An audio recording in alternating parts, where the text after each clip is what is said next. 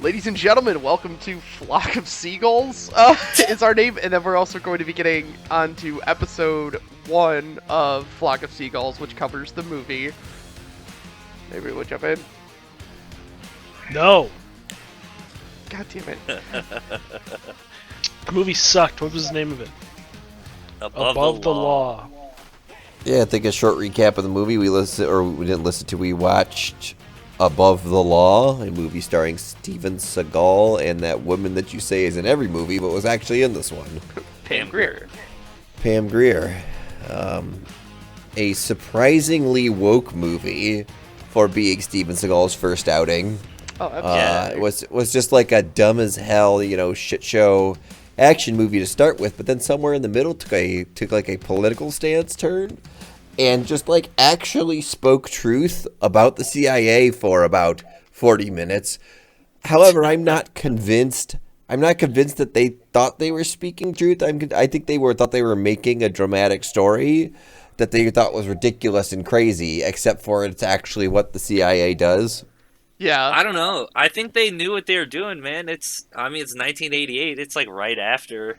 Yeah, but it was also like bizarre that like, okay, if you're gonna do it, then why not just reference the thing directly? Why make it about like, oh, actually this one's about opium and we're selling opium this time? And, I mean, Okay. so He wants was to kind make it of the about first himself. So we'll get He to wants that to insert in himself. We'll get to that in a second, but let's try to go as chronologically as we can. To explain the movie the best way, it starts off with Steven Seagal, another evil character, and a group of No, you're skipping the first part. You skipped the very first You're part where skipping, he Steven Seagal just doing shows Aikido himself. in like weird, soft Yeah. light, heavenly scene. Oh my god, I thought that came after. Yeah, you're right. No. Okay, so he's in a dojo in Just like doing Japan. It karate. looks like, right? And he's Yeah, like that was trying... literally the first thing that comes Yeah. on screen. It has nothing to do with any of the rest of the movie whatsoever. It's just him doing like beating the shit out of people in a fucking Aikido or whatever. It just Yeah. like fucking just like elbow dropping them and like slamming them in the fucking ground just for like while the credits roll in the opening. Literally only exists for you to go like, wow, Steven Seagal's a badass. Yeah. Whoa, whoa. It's his self-serving like I'm so awesome. His first movie starts just with like frames of him. He's like grabbing like a guy in the face and just throwing him on the ground. Yeah. But it looks like ass. God. Like it looks Ass. really bad. Oh yeah, it's real bad. They slow it down, so it's like yeah, really it was super all in slow motion. motion. Okay, so after we get past the opening credit roll, that's sort of like the dojo for no reason, and then it cuts directly into him in the CIA in where was he at? Cambodia. In Cambodia. Yeah. They're in the Vietnam War. Yes, and they're participating in like opium trade or whatever, and his like lead commander guy is like assaulting this random guy or Cambodian. It just like has a knife to him, and he's like, "This is the way we do things. We gotta stop this." And he gets called Cherry, which comes up a little bit later, as in I assume like new blood, like Cherry Boy or whatever. Yeah, I assume like it was just some sort of insult. Yeah. Yeah. Yeah, I didn't follow what it was, and I thought they would explain it more, and they didn't, and so I just felt like a dummy. So I'm some level of insult. Like, who knows really what the hell it's supposed to mean? Maybe it's supposed to mean that he hasn't Probably killed nothing. anybody, but then that's a lie. But yeah, so he gets in a fight with this guy, and this guy wants to take him out, and then his buddy Fox basically says, "No, don't hurt him. You go run back to base." Don't hurt a bad And then we guy. time skip. They just jump to the modern time, which is 1988, and he's just a cop. He's a fine. cop. He's but got a family. We're introduced to his family. It jumps immediately to him at a wedding, or not at a wedding, at a baptism. And we get our first introduction to the priest and his wife, and his partner comes in at that point, who is played by Pam Grier. Now, this is where stuff kind of starts to just randomly happen. This is the rest of the movie, where it's just like shit will randomly happen and then lead up to an event, and then it'll randomly happen. I know this sounds structured, but it's not. So So, like, when he gets back home, you see his kids, and his kids name some super Italian name, and then you meet a bunch of his, like, co-workers and everything like that, and they're all just sitting there making fun of each other and being... It was like a scene out of The Sopranos. So maybe, I don't know how. I think that's important to mention too. Like that every is. scene where there is any level of Italian anything in this movie, they might as well be just going boop it a bop it a beep it up, because it. Yeah, Yes. it's all short of just yelling. Yeah, for the it's the most here. like cartoonish bullshit. It's amazing. And Steven Seagal is supposedly playing an Italian man named You know Nico. he's Italian by So- how his hair is greased back. Let's throw that out there. Hey. Hey. So His sick leather jacket. there's a little bit of building and character introduction during this part where you meet some of the people who are going to later play major roles. You meet the priest, and then after that he finds out about a shipment of no. He goes to the bar. Yeah. That's it. I forgot about this. Okay. I didn't have this in my notes. I kind of skipped over this part. He goes to a bar after he gets a notification that his friends or his niece is missing. And he just immediately right? knows where to his go, niece right is, like, immediately. With some He knows scumbag where she's guy or hiding. something. Yeah. So he goes into this bar, and immediately the bartender comes up and who gets introduced, kind of. And he's like, "You get out of here. We don't like your type here. Get out of here." And tries to try to kick him out, and then he's asking around if anybody's I seen don't this think girl. the bartender even tried to kick him out before that. I think he just came in and started He just did. That smacked was that he guy on smacked the the guy. back. You seen this Started girl? questioning him. He came in and immediately was aggressive with everyone and was like shoving These guys people. just sitting here trying to have a and fucking starts a beer after fight. work. In a You're right. You're right. yeah, no one did anything, and he starts a fight and then beats the shit out of like 2 or 3 guys. So yeah, he's just beating the shit out of these guys because one of them, he shows the picture and says, "You seen this girl?" The guy's like, "Yeah, I see the top of her head." And then he's like, "Oh, okay." And turns around and starts beating the shit out of this guy. And then everyone's like, "Hey, He's stop a punching!" police officer. There are rules, Yes, but not for Above him the because law. he is. Steven Seagal. above the law. Yes, so he's he's fighting a bunch of people, and this is the first time we encounter what I like to call the "I have a gun, but I'm not going to use it" law, which is like basically everybody's like shouting to stop him. Holy fuck, man. Stop this motherfucker. He's crazy. There's like 3 guys fighting him, and of course they go and do the "I'm Steven Seagal, so you have to fight me one-on-one," and then one pulls out a gun while the bartender's looking for his gun, and the gun gets pulled on him. Not fired. The guy just stares at him. Steven Seagal stares at him, and then just slaps the gun out of his hand. And that's about it. And this is a recurring theme through the whole goddamn Yes. movie. Multiple times. People with guns Constantly and absurdly. walk up to him. There's a scene a short amount later, I don't think it's even that far later, where there is 5 men holding rifles pointed at Steven Seagal. Steven Seagal points his gun back at one of them and says, "Drop your guns or I'll shoot this guy." And they just do? Yes. Yeah, it's like 10 on 1. Yeah. Yeah, They all have rifles and just shot like 1,000,000 bullets into his car It's fine. that he Yeah, they- somehow was not in anymore. They just do it? It's absurd. But to go back to Yes, the bar, Steven Seagal finally goes upstairs after beating the shit out of all these people for no goddamn reason. He finally goes upstairs and sees that his, niece or cousin Yeah. or Yeah, whoever this, Whatever it doesn't matter. is. She never comes up again. yeah, some sort of Never relation again. is in bed with dealer, I assume. Yeah. And they're high and doing drugs and presumably fucking. Steven Seagal proceeds to needlessly beat the shit out of this dealer as well. Yeah, To just smash his face prove into a the wall point? and stuff. What his purpose is for beating the shit out of this guy, no one could ever know. It's but because he's a then- drug addict, so it's an easy win for the audience. Yeah, and I think that's Yeah, mostly it's not what like it a real is. person. Yeah, that's what I think what it mostly it is. It's the 80s, so he's a drug addict, so that means he is subhuman. Yeah. And so we just kick the shit out of him and nothing really happens.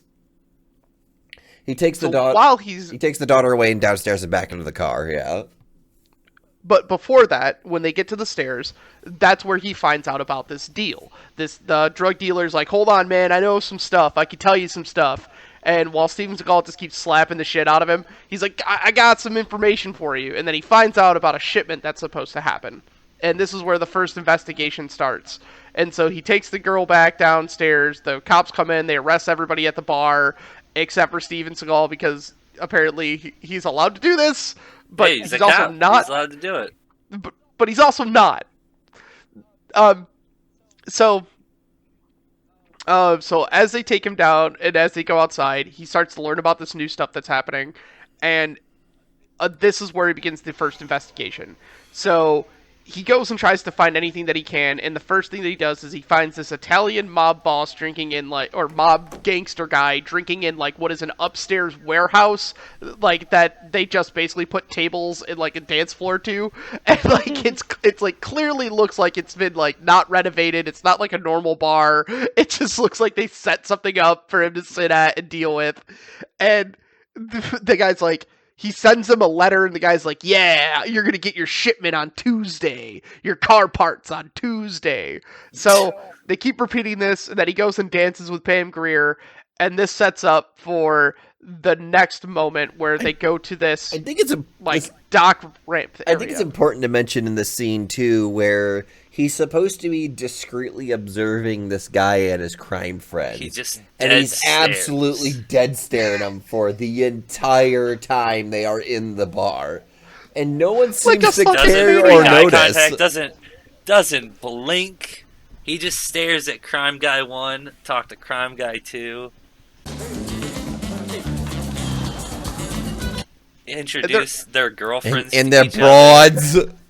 Yeah. And, just a nice dinner for the crime couples. Gotta bring a crime girlfriend. Meanwhile, a weird man leers at them from the bar. Or dances with a woman while leering at them. Still leering at them. Never blinking. Just doesn't give a shit. He's a fucking robot. He's a Terminator. He's a fucking Terminator, which we're gonna find out, which is leading into the next scene. Yeah, very good point. Yes. So there's this whole idea that we've discovered during this movie that Steven Seagal is basically just like a fucking horror, a horror villain, and Yeah, he's a horror movie monster. No He's emotions. basically Michael Myers. Yes. He'll be the next character in Dead by Daylight. It's only with this reggae album just fucking Yes. blaring as he goes to attack you. Yeah, that's what you hear when he's running around. Okay.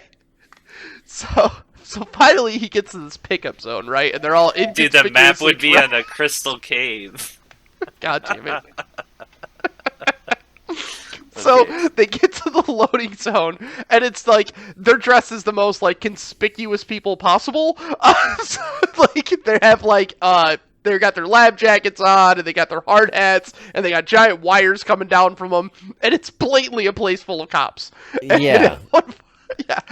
Their earpieces are not only the most obvious thing I can ever seen, distracting to the point where it's all I can see. They were. It's not like they were flesh colored or even brown or maybe hair colored or something. Stark They were white. Just Stark totally white. like a fucking 2010 iPod commercial or whatever. Yeah. Totally white and extremely obvious. And there's also at this point there were competing. Because he says, "Oh, it's the feds, right?" Because Yes. the other guys who were there are also feds. Correct. Listen, trying to discern any plot from this movie at any point is actually impossible. Or he says something along the lines of We're just gonna have to accept that there are cops and also other cops there. He's like somebody heard about this downtown. But I thought that.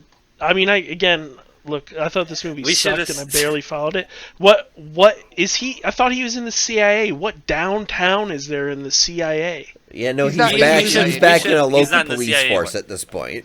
We should establish that we did watch this together over Discord, so that like we didn't pay the closest attention. Which sounds bad, right? Because why would you? But we Why paid, would you? Yeah, you couldn't though because this movie was boring. I have 22 notes. In I have other words, 22 notes. Fuck off. I paid attention. so he's on the local police force. Okay, I- so he's but like, oh, wait, these guys is from there downtown FBI came also? here. Is But there also the FBI CIA also? is also involved. Was the FBI the other group? I think so. I Yes. think the FBI is supposed to be a red herring, and we're supposed to think they're the bad guys, but they're actually the good guys in this situation. Right. Okay. So what happens is that they go to do this bust, they wait for this thing to come, and a car comes driving by, and it's the FBI. So the FBI got wind of it beforehand. So they bust out, and they come out and just have guns a-blazing, and shit just starts going off. They pop out before they get their gun out, like some guy goes, oh shit, the cop starts firing his gun. Everybody starts firing. A guy gets knocked off a fucking, ladder step, Yeah, he like gets fire shot off escape. a 20-foot like fire escape. Yeah, it falls over and hits the ground, and then Steven Seagal shoots a guy like right when he's like walking out of a fucking back of a van with a shotgun. So like he has his pistol that has 1,000,000 rounds. So he goes, he's got infinite ammo pistol. yeah. So Steven eventually Seagal's got this cheat leads. codes. Up, down, left, right, BA start. Got it. So of course Steven Seagal is like, this is where he becomes like full Michael Myers mode, like horror movie villain mode, and like this car starts driving away, and he gets on top of the car and just like breaks a window and starts choking the guy who's on the right side, who with turns out one to be the hand- mob boss. With his left hand, he holds onto the roof of the car, the windshield, where the windshield meets the roof, with his fingers, and then in his right hand, he punches through the window, bare fist, like Michael, like any monster in a movie does, With incredible and ease. starts Like, choking the man. saying he punched even is an overstatement. He just kind of like pressed his fist through the window.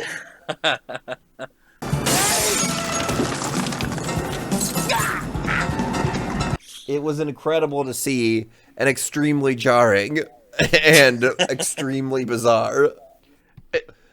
And like, mind you, there's like a truck following them, and like the driver's just like, boss, what do I do? What do I do? And they're all out of bullets now because they've just been shooting through the roof, and they shot everywhere through the roof. And of course, like every movie where somebody's on top of the car, they don't ever hit the guy at all. You can't hit him. But it's not Yeah. played for comedy in the slightest. No, It's played like Steven Seagal's a badass that's dodging bullets that he monster. can't see. You're saying he dodged those bullets. I'm saying that they went into him and did no damage because he's Michael Myers. He just chose He's to a not be monster. damaged. Yes, he's a monster. I shot him 6 times. It's like, but yeah, Should have shot me 7. God, whatever. But yeah, so again, they finally get to the point where the mob boss is like sitting there choked out. He's like, "Stop the car!" And then they're like, "Okay." So they stop the car, and then they get out, and then the cops show up, and everybody gets arrested. And then they find out that inside of the truck they had are car parts and like an engine. They open up the engine and look into it, and all of a sudden there are sticks in there, all of them jammed into the cylinders, like where the cylinders are supposed to be. And they start pulling them out, and he goes, big whiff of it, and says, "That's C4." I know what C4 smells I know like. what That's C4 smells like. That's C4. This will be one of like 3 times he mentions that he can smell C4 because he was in the CIA. It's a C4 bizarre have a plot point that distinct keeps smell. coming up. So they finally got this guy, and they nailed him down, and I don't even remember what the hell the boss is, like the fucking mob guy's name is, but he's like whatever name boss guy is, and why he was even there to pick up the shipment in the first place and didn't just let his goons do it. But doesn't matter, because he is a pawn, you find out, and it's like he's sitting in a room, and they're like, "Okay, you're not gonna fall for this. We got our lawyers and our men out." So he walks out, and then he's met up by the big boss.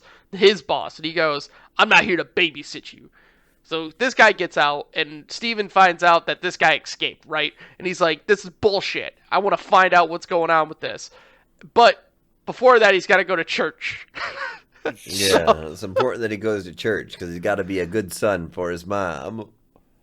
Yeah. So he takes his wife, his kid, and his mom to church. Newborn baby and his mom to church.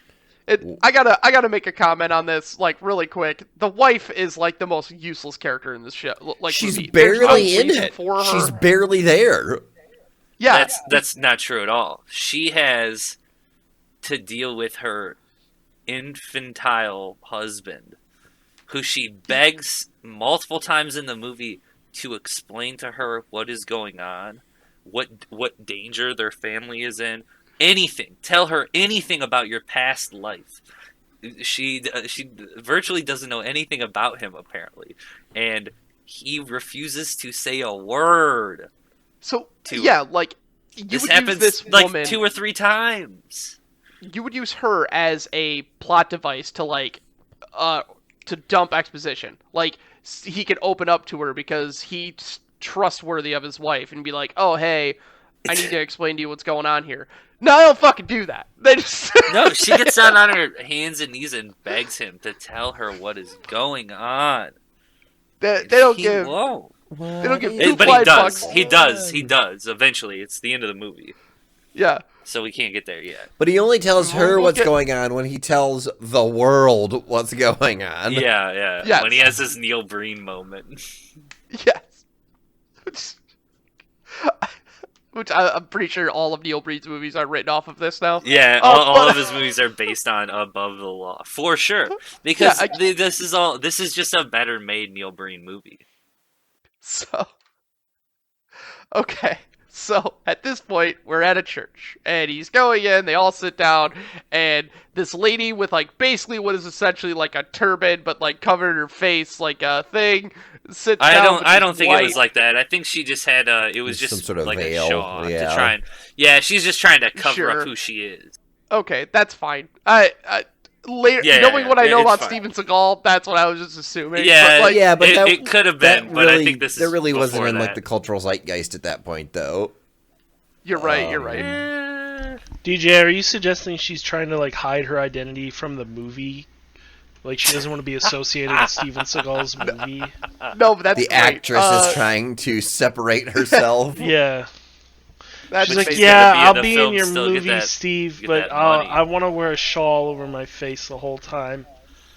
Don't I credit want it me. to be, questionable if I was actually. Don't credit in it. me. So What's the name? What's the So the name that sleeve of the people shawl use when breaks- they're trying to separate themselves from Alan others? Smithy. Yeah, put me as Alan Smithy. God. So this lady walks in, she's got a grocery bag, and she sits down in a pew with her grocery bag and just staring at everybody, shifty-eyed as hell, for the entire ceremony. So after the ceremony's over, the priest gets up, walks This is down. the only church in the history of churches where no one looks at anyone else. No one, everyone just looks dead ahead and just ignores anything else going on. So she gets up, puts the bag down, does a prayer, and walks out the door. And as she's walking out the door, Steven looks over at her and he's like, "That lady looks odd. Get down!" And then as they go to get down, the bag explodes. It just fucking... It just right in front of the priest, blows him up, and it's C4, but when you see him, he looks like he just kind of got burned a little bit. But except for everybody... Oh man, no, they got messed up. Those If guys the dude got was- messed up. If the dude was Yeah, standing in front of C4, vapor. he'd be fucking Yeah, like missed. that. But I mean, yeah, the probably. injuries Oh, hold on. that they put on him were not explosive. They were definitely like burns. And C4 is Yeah. a high speed explosive, so you're just vapor. So Well, we they get this blew up a bunch emotional... of people. Yeah, we get this emotional movement of like this really slow motion thing of Steven Seagal running in the church and Carrying bringing out random different people. He's got a little kid. Yeah, he's got a little kid. That he eventually gets the priest out. And then he eventually gets some other people out. And he's just he's not covered in blood. It looks like somebody just walked up to him and like slapped him with some red paint on his shirt. Yeah. he doesn't look harmed at all. But of course, like, whatever. Most, if not all, effects in this movie are really shoddy, even by 80s I don't standards. know. I thought it was alright. They were okay. I've seen way worse. That This was not fucking like- mannequin dude. That was definitely not the worst mannequin I've seen. Like, we gotta remember to gauge our expectations Yeah, for things. Like, this it's was fine. I would say as like Sure, you it's know, an 80s action movie. I agree. it's an 80s And action movie. It was of. I'm not. It's not like I'm- very much below a Lethal Weapon. I think it is a Lethal Weapon. I would put at passable. Certainly not good. Certainly not high tier, but passable. What is high tier the- though? a lot of these were so bad though that I went, "What the fuck?" and stopped watching the movie for a second. Okay. So one part I did miss before this is that you start to find out that there's people living underneath the church, and they were trying to break into it prior. And this was kind of set up a little bit earlier, and you're not really sure why they're there. There's a lot more religious people down there. There's a couple nuns. Not really sure why they're living down there, but there's something they try to break into, trying to find them.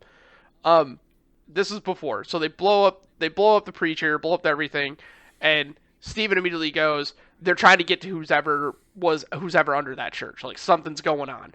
And as he's talking to these people and he's sitting in the ER with all the people injured, the cops start coming in, and all of them that he's kind of already identified sort of through other means as kind of crooked. And we've had a couple other cutscene movie scenes that came in and were like, oh, these are bad guys. The lead bad guy of the cops comes in, and he's basically pulled aside by Steven and pretty much assaulted in a room, and where Steven's like, why'd you let go of that evil cop guy? And he's like, or why did the evil cop guy let that mob boss go? And he goes, because I was told to let him go, blah, blah, blah, blah, blah. I'm not his babysitter. He's like, well, I'm going to go find out this. He goes, were you trailing him when I told you not to? And he's like, shut up. And then he leaves and goes and does a montage of breaking into places and looking around. Yeah, while Pam Grier does her own montage of investigating. Legal police work. Yeah, she's doing real police work. She's talking to real leads. Steven Seagal's walking around in a kitchen. He walks into a fancy restaurant kind of place. He's but just trespassing. He's just trespassing is what he's doing. He's just trespassing. He walks in. You see the kid from earlier who got the shit kicked out of him, who's the drug addict who was fucking his niece. And basically just eyeballs him, and then goes back into a kitchen, and a guy's with a knife staring at him. He's like, get out of here. I thought for sure those guys with the guy with the knife was gonna turn, and there was gonna be a fight scene there. That was probably the most boringest part of the whole movie to me, because I thought that there was gonna be. I think there was a stretch. I'll say this: the first half of this movie was way slower than the last half. The last half I felt picked up and was a little bit more action heavy, but and became a movie. Yeah, but I thought for sure we were getting set up for a fight scene in a kitchen, because they just slowly pan over all these guys in the kitchen, and he walks through the room and walks the room past is them all. The perfectly guy set holds up up for a big knife. shootout. Yeah, he's got a giant knife in his hands. And you're like, what's that guy gonna do with that knife?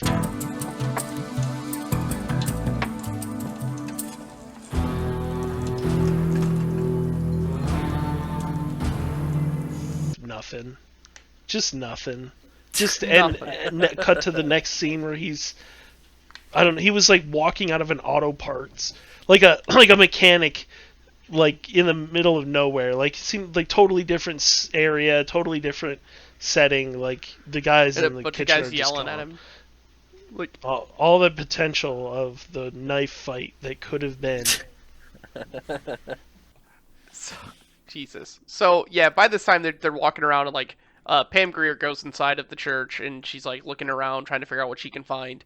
And while he's jumping around, all of a sudden he gets pulled up on by a car, and the guy goes, "Hey buddy," and he goes, "Fucking," I don't even remember what the guy says, but he pulls out a pistol and just holds it on Steven Seagal again for 10 minutes. So Doesn't shoot. Yeah. Refuses Nobody to shoot. shoots. So a They bunch all, of people. they all just get out of the car, all armed to the teeth, machetes, pipes, and a baseball man bat. with a gun. Yeah, Critically, one gun though. yeah. Well, it Exactly doesn't one matter. gun. You only need one gun. What are You you talking say whatever he said, and we don't. None of us can remember what he said. I hear you're looking for Salvano. You heard that? I know where he's at. Where's that? Right here, motherfucker. I None don't of think us? it matters. It was. It was a funny obviously joke, right? No, I just think it was a joke, and it was So okay. it was so funny that we all remembered it. I mean, I guess clearly, but I remember it happening. He points the gun out. He says the line, and he points the gun, and we all laughed like, "Oh, okay, then you get shot." But he didn't shoot. No, It was, but it was like set up like a timing, like a Joker joke. You know what I mean? The Joker says that, and then bang. Yeah. I don't think it was even a joke. If I remember, it was just, I know whatever guy's name, and then he pulls the gun. Yeah, it was like right here or something like that. But so I mean, I guess I'm misremembering that. yeah. So anyway, they get out of the car, and like again, they could have just shot him from the car and been done with it. He's in the middle of an alleyway, nowhere to go. He's dead to rights. They jump out of the car and they surround him, and they're all like, "Yeah, we're gonna fuck you up." And a guy with a machete goes to get him, and the guy with the gun's not firing at him. The guy with the machete goes to get him. He knocks the guy with the machete out, chops off the gun guy's hand. That guy falls to the ground and just bleeds out, and then proceeds to just beat the shit out of the rest of the guys who have weapons. Drops the machete, and then fucking just punches another guy, and then the other guy just goes running. So he chases this guy through like one of the dumbest chase scenes possible, and when he's running, he does this weird run thing where he flaps his arms, and I can't get it on my head. You think it was a dumb Yeah. chase scene? I insist that this is again a horror movie chase scene. This guy's running Yes. for his life. He is terrified, and this Well, relentless absolutely is. monster. He just watched this relentless monster chop his friend's hand off. Yeah, and beat up Yeah, the like other guys. disarm, chop off a hand, like slit the leg open of another guy within the the neck. span of like 5 seconds, Yeah. or less. Like His all- friend all is in already one bled out in swift the motion. alley by now. Yeah, like I would run too. This guy's crazy. By the way, we should also point out now that he has a body count, Yes. and nothing is ever talked about this. So It's never. Oh, that he killed all those people. He's killed Yeah. a bunch of people. yes. I mean, it was in the line of duty. He's a cop, right? He's suspended right now, isn't he? No. I'm getting to that. Right now he's not currently suspended. This happens before he gets suspended. So he's running out and then chasing this guy down, and then as he's chasing this guy down, eventually, 6'4" horror icon Steven Seagal gets this guy, beats the shit out of him, and they're sitting around and they're right in front of this like weird broken down building, and there's like one guy and there's like 4 guys sitting there, and one guy's like, "Hey, that's my buddy. Don't mess with my buddy." And then he walks over and Steven Seagal punches him in the face, and it's like, yeah, one hits him, and then walks past the guys and I'm like, "Have a good day, man." So that's when the cops show up, or he gets home, talks to his wife, gets a phone call from Fox, who's from the original stuff, who tells him, "Hey, keep your family safe, buddy." And then shifty-eyed looked around and then hangs up the phone. And then his wife starts questioning him like, "Why won't you tell me what's going on?"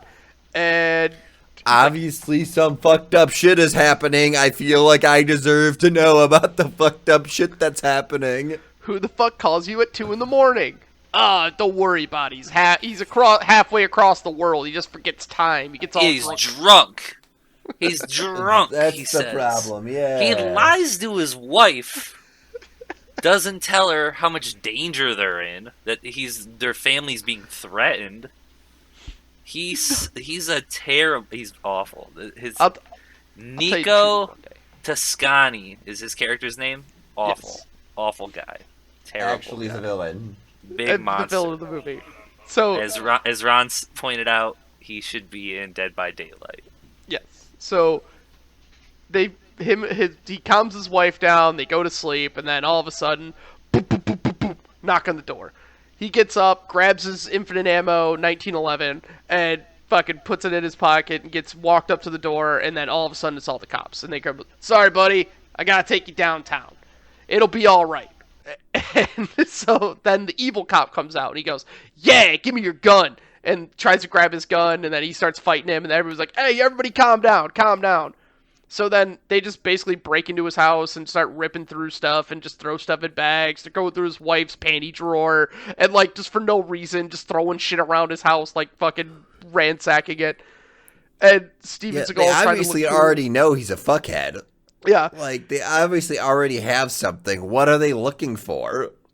his wife is just has like a screaming baby that she's holding too close to her. Why it's just like it's obviously just like a towel that they wrapped up and just gave to her, but it's supposed to be like a baby. It's like, "Meh, meh." She's like, "Shut up, get out of my house!" And then his mom shows Get up. out of the house! It's like, yeah, his mom starts yelling, it's like, "Yeah, get out of our house!" Which Steven Seagal lives at his mom's house.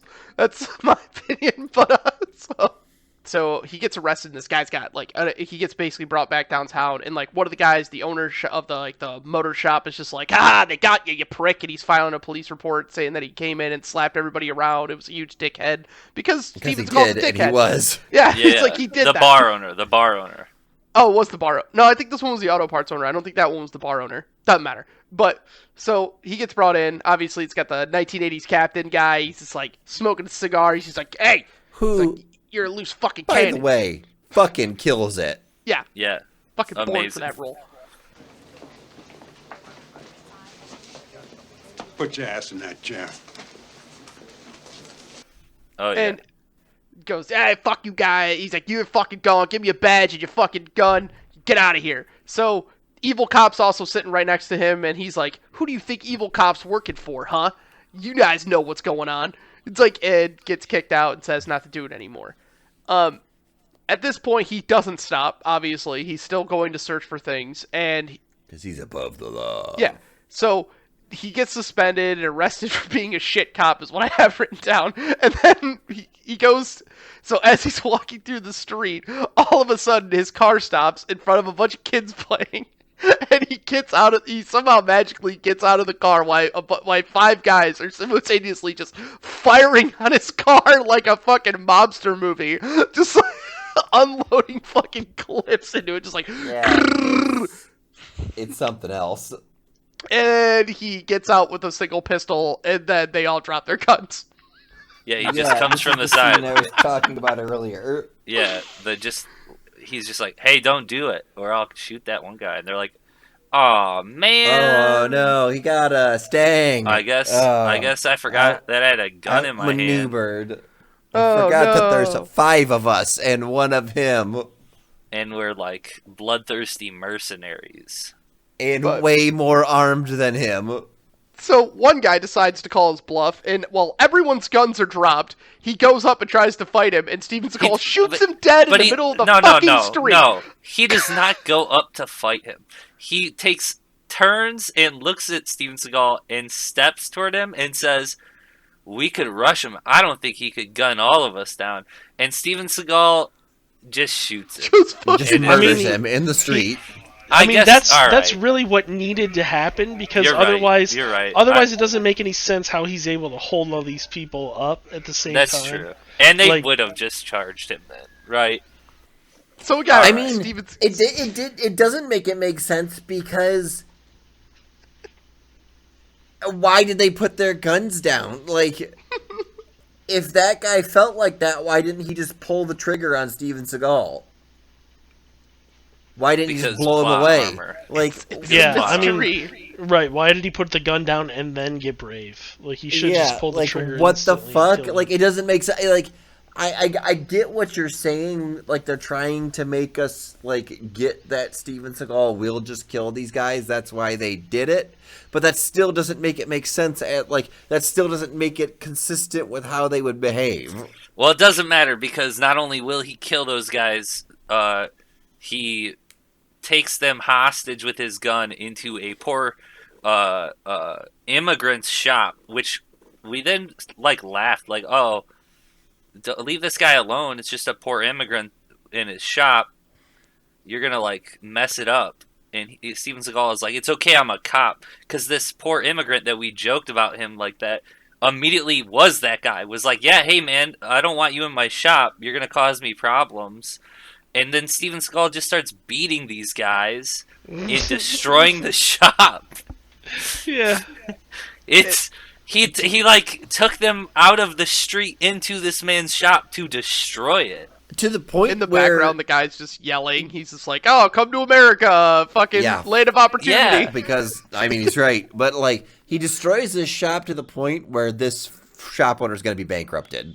Like he destroys so much stock that this shop owner cannot repurchase the stock and still keep the doors open. Like He destroyed all of the stock. He destroyed the plate glass window.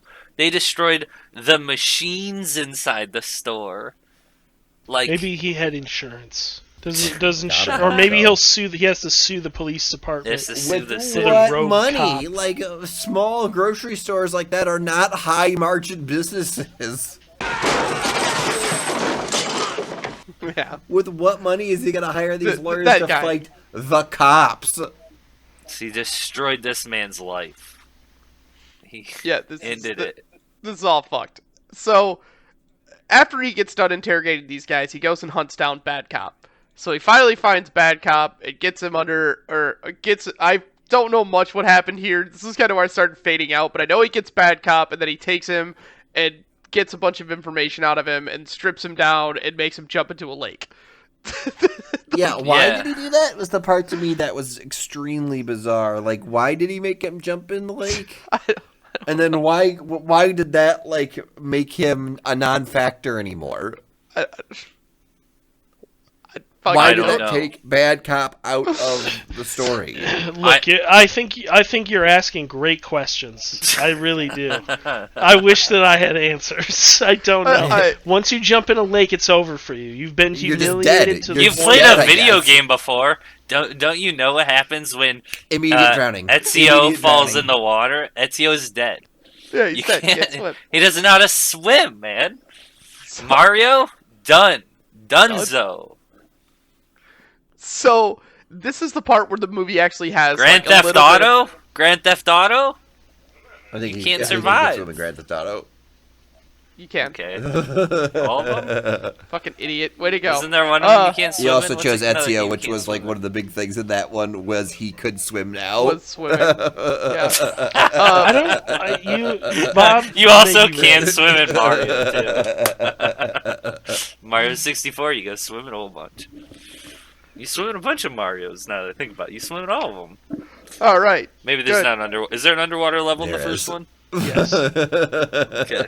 This movie sucks so much ass. We're just trying Also, to get away from it as Our much brain as is possible. just off, Not to melted. be pedantic, but I'm like 99% sure that at least some of the GTA games you cannot swim. I think they added swimming in like I think San in 3 Andreas. you can't swim. Yeah, I think in maybe 3, Vice City you can't. I don't swim. know about Vice City. I think you can swim in my city. Either way, fucking get way off It track doesn't here. matter. This Yeah. doesn't matter. I'm sorry. We're trying to escape the movie. Actually, I disagree. I think that it matters. way more than this movie. Yes, Yeah. far more. Like we Which should is do a why- video game podcast. Which is why. DJ's explanation of the plot of the movie is so far much better than the actually watching the movie was. Yeah. Thank you. Because you've cut out most of the like weird like plot with the family and plot with the other cop that goes way Yeah. too long.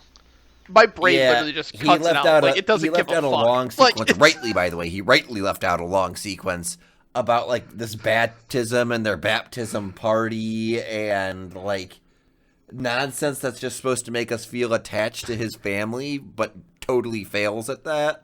And that kind of stuff is why I say this is less of an action movie and more of just like a cop movie, which like has I action get what you're in saying. it. Yeah. Like so it wanted to be like a cop movie, but it really isn't that either. I don't, when we were going into this, I think somebody said like this is supposed to be one of the good ones. I don't. Yeah. I disagree. Well, that's Well, to say I'm it really gets scared worse about from it. here. I'm really scared. Yeah, but you know that it's gonna one of the good ones because it Yeah, still it's is like like a movie. You know what I mean? passable. Like you still Yeah. watch. It still has the conventions of a movie. It still has. I'm certain that we're gonna get to some that are gonna probably get closer to no budget level. All right, Like they're never gonna be that bad, but there's gonna be some that are gonna. But before we get to those, we got to finish this one. Straight to DVD type. Okay, let me continue the plot. So this is where we get to the last chunk of the movie that's mostly about like what the fuck is actually going on, and where we can start like actually seeing something happen. So it cuts back to the church, into the underground area of the church. You cut to a nun who hears a knock at the door. And she goes to open the door gets kicked open, and this guy points a gun in her face, and they all run in, and they start grabbing this preacher, and this preacher gets caught. And they just start or a priest or preacher, whoever's hidden under there, and he was obviously foreign. He didn't come from here. He had different, probably, whatever we fucking said in the beginning of the movie they were in CIA. But either way, so he's getting the shit kicked out of him by the super mob boss, the leader of the fucking CIA, and all these bad guys, just beating the shit out of him and asking him. He's like, "How did you tell that we were gonna kill the senator? Because if they know, then we can't do it." Which is like the fucking crux here. This is like the whole thing. Is like this one guy knows that they're gonna kill the senator, but he ran to. Now they're gonna kill the senator, but need to take him out first. Yeah, they need to make sure he's dead before they do it, so he can't tell anyone. Whatever. Sure. So they start like basically trying to hold him hostage and take care of him, and this is where fuck. There's like 2 moments of this. Okay, so this is where Pam Grier and a buddy of his and Steven Seagal go into this area to save this guy, and they start shooting up the place. Pam Grier gets shot with a shotgun and knocked up the fucking stairs. Absolutely blasted.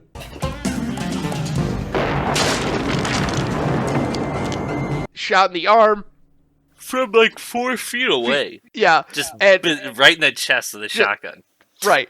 Fucking pick missed, whatever. And so he's getting in a gunfight and he jumps off the roof and there's a fucking train. So he gets on the train, starts firing at the guys, gets in there and rides the train home and fights a couple more guys, but then gets out of there. Leaving his friends basically. He does the thing that every respectable, gunfight participant does.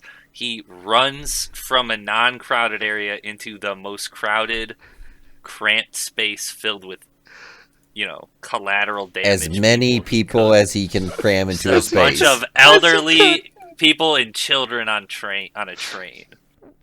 In the middle of a fucking gunfight, because he's a great guy. He's the nicest guy in the world. He's amazing. Definitely not a total villain.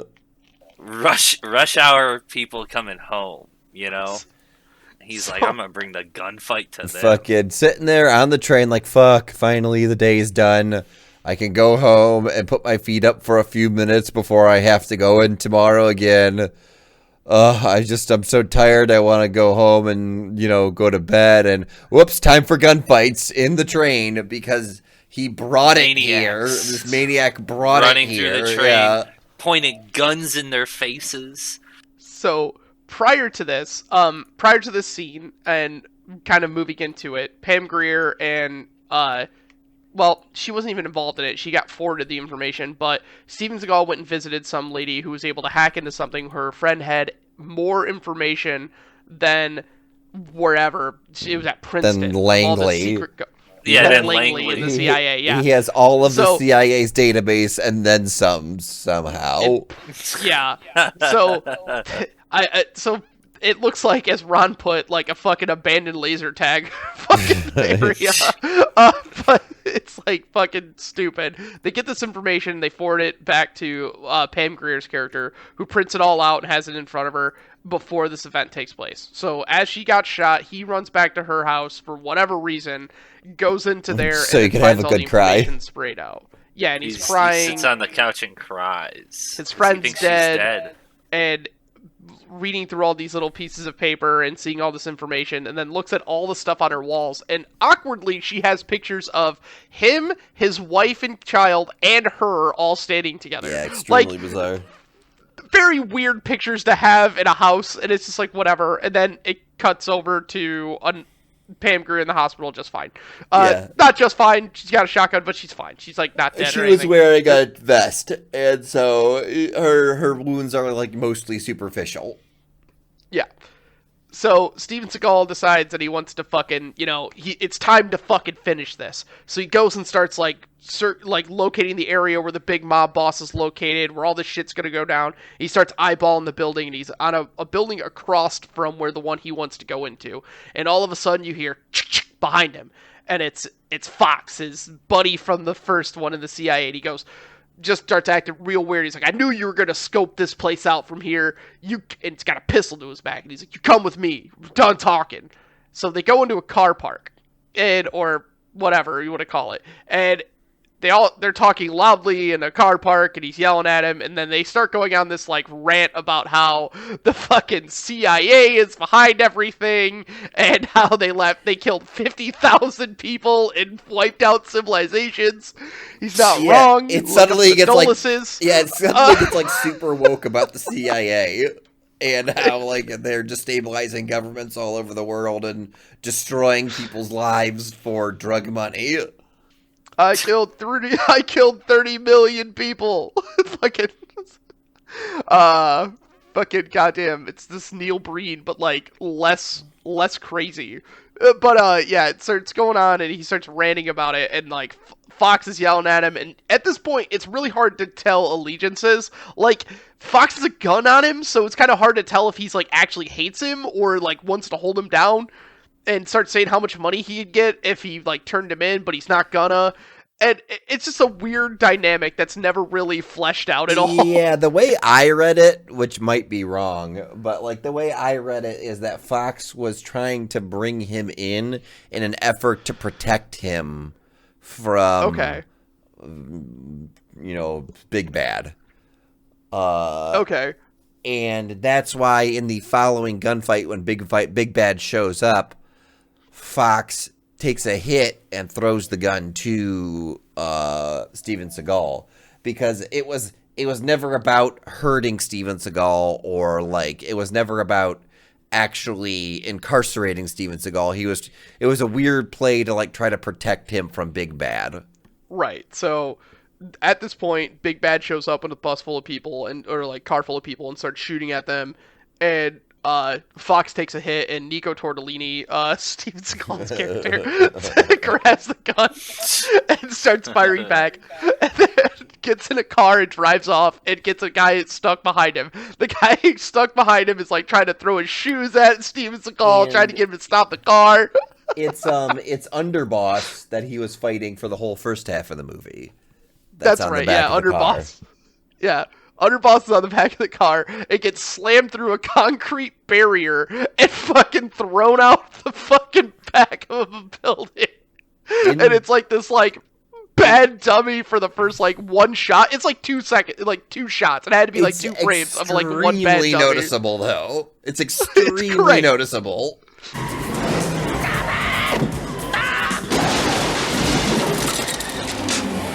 But then, oddly enough, it cuts to an actual person dropping a real and stunt falling. man. It looks good. Looks great, and it's like it looks real good.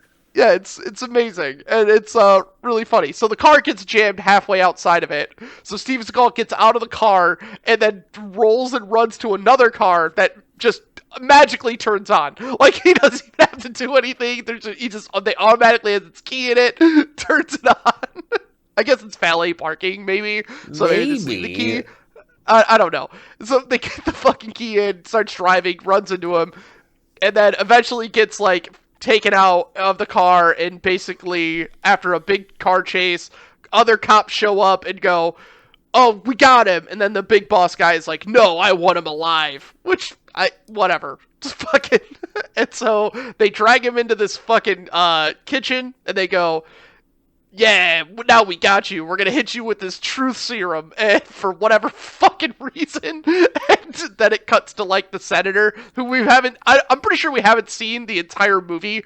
This assassination plot's only been a thing for like the past 10 minutes. Yeah, it only shows up for a few minutes. So then it cuts to the senator who's having a dinner party or something, like right across the street or something. I think in the same building.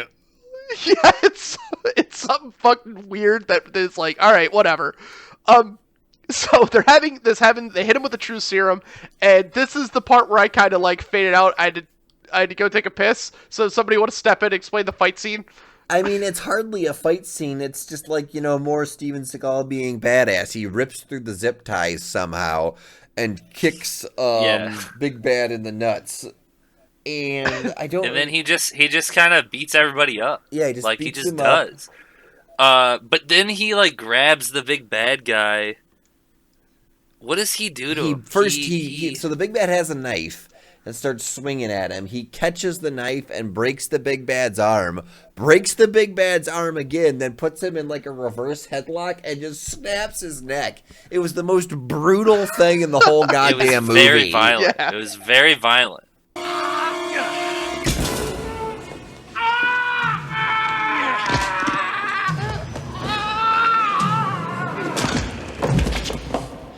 It was horrifying. It was brutal. literally akin to when Michael Myers like picks that guy up and crushes him. Yeah, absolutely was. Yeah.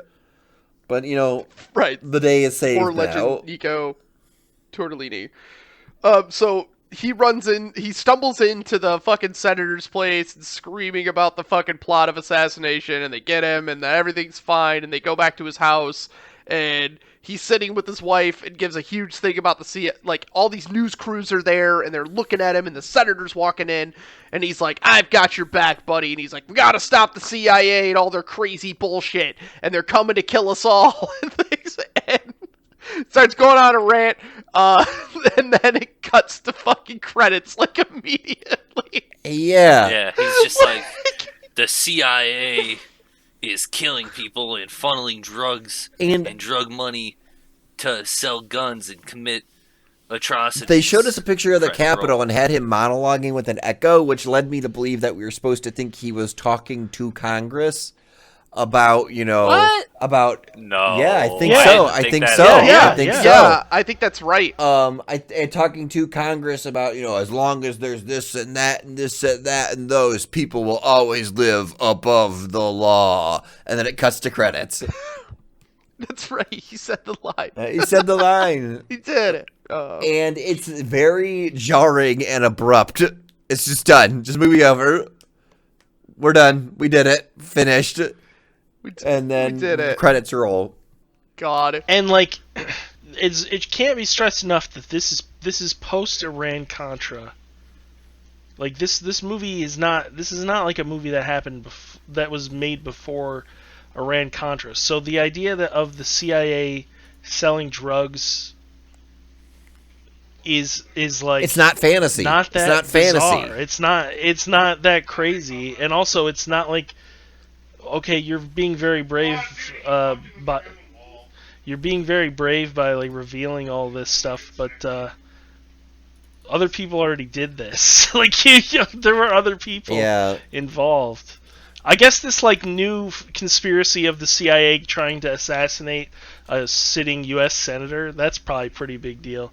But Yeah. but the whole thing of selling drugs, which was like the plot from the beginning, just, I don't know. How'd you guys feel about this overall? Terrible. I thought it was so boring. I really did. It was the first the fine. beginning half of the movie I thought did not have nearly enough action, and then the second half of the movie it was like fine. Yeah, it was definitely fine. felt like two I'm movies with- to me. Whatever was happening in the first half and then the CIA plot in the second half. And both of them I felt like were mediocre. I would have liked just more of that CIA plot. Like, I feel like there was this like nonsense lost in. I get they were trying to build it up to where like you have to build into that thing, and it's like, okay, we're gonna start from the ground as a cop, and then you're gonna find your way into this plot line, and then you're gonna be involved in it. But like, he already was. Like, everything was already tied together. You didn't need the CIA stuff at the beginning that he knew, like that he was part of that group. It just seemed like it was like, again, two movies mashed together. Yeah, it didn't make. It also like didn't make any sense. Go Yeah, ahead, Bob. well, he just wanted to ensure that everyone knew that he was super badass and he was a CIA guy. Yeah, but also like here's this weird plot line of like the inner politics of the police department, and then here's this other plot line of your family. that doesn't really go anywhere. And then I was just thinking about this. When's the last time we actually see his partner? In the hospital, I think we see that she's okay. No. She's with them in the room when he's Alright, telling okay. his wife Okay, what happened. is she actually in on it, telling the She's story? in the too? room. Yeah. Okay. Because I was thinking, like, I don't really remember her being. She gets fucking blasted with a shotgun, and that might as well. Somehow she survives, but that might as well blast her out of the movie because she's just done at that point. Like, I don't remember her really playing any part after that. Very Yeah. unceremoniously blasted, and then like some character comes from off screen and says, "Yeah, she's fine. She was wearing a vest." Well, they showed her in the ER, like in the hospital. They showed her in the ER after that. They showed her in the no. ER after. No, they she... show her get rushed in, and her chest. They She has a vest They on. showed her and get there's rushed big in, holes, and yeah. she's sitting in the background. Why the guy has the phone, and he's like, "Oh yeah, she's fine. She's sitting in the back." She's like yelling for something in the background, but like that's the whole thing. Like, Yeah. uh, I'll tell you why there's so many plot lines is because there's an hour and 39 minutes that they have. Yeah. It God, didn't it was that need to long. be an hour and An 30 hour- They need minutes. things to happen. No, Would it have been definitely 60 didn't. minutes. It's. God. I hope so. As far as like for future movies, I hope that. Well, so first of all, we should say this one is like produced by Steven Seagal. Yeah, it was So- stars, Most, written, if not all of them, and produced. No, I don't know. Not until his later stuff where he couldn't get like proper funding, and he just started doing it. But we So- don't get into that until like the late '90s, early 2000s.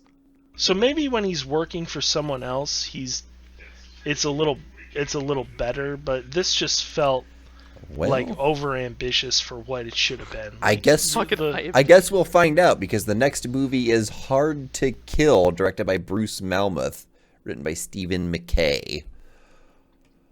Okay. That name I'm sounds really familiar. looking forward to it. It's gonna be a disaster. Oh yeah. A lot of black and white Well, promo but shots. it has William Sadler in it though. Oh shit, death. Has William Sadler in it. Yeah. It might be. It's still gonna be bad, but he might be fun. Because this movie had. We should talk about the guy real quick.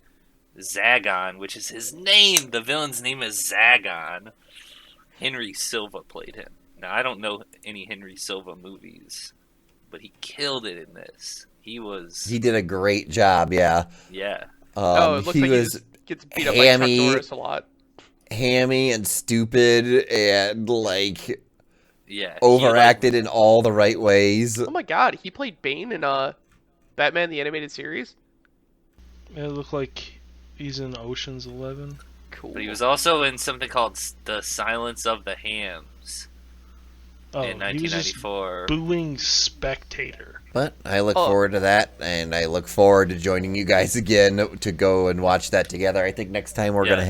have probably both a during watch and a recap. Yeah. Yeah, That I think sound right? I think that's the way to do it because it really you kind of lose a lot in the after talk and the explaining it all, and also the movies suck. So So for anybody It's much listening, more- look what- forward I don't know to what that. you Those expected. scenes. I don't know what you I know, expected. I know. All right, It's all right, the we can- journey. I can't believe this It's the Steven j- Seagal movie sucks. I've tried to Well, wrap my this point is episode that, 3 you know- times. All right, I know. everybody, go ahead and click stop on your